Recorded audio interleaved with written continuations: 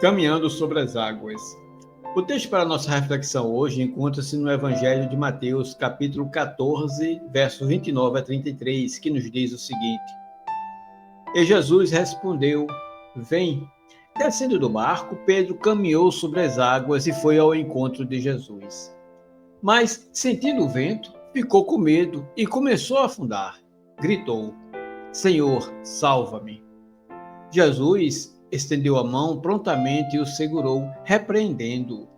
Homem fraco na fé, por que duvidaste?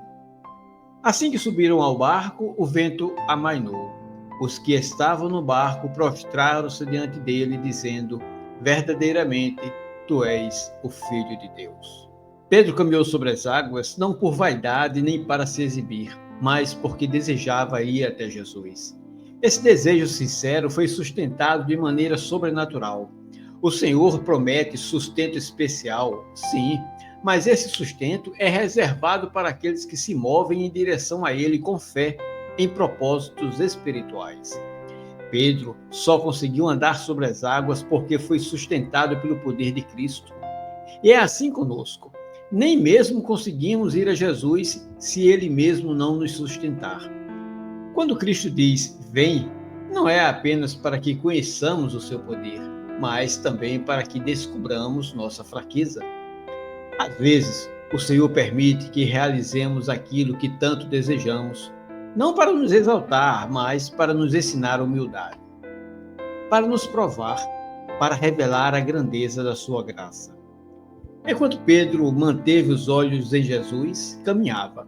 Mas, no instante em que olhou para o vento forte, para as ondas altas, ele começou a afundar. E essa é a lição. Quando tiramos os olhos de Cristo e olhamos apenas para os problemas, para as tempestades da vida, perdemos o equilíbrio da fé. Mas veja que maravilha. Mesmo quando começamos a afundar, se clamarmos por socorro, Jesus estende sua mão e nos salva. Ele é o grande Salvador.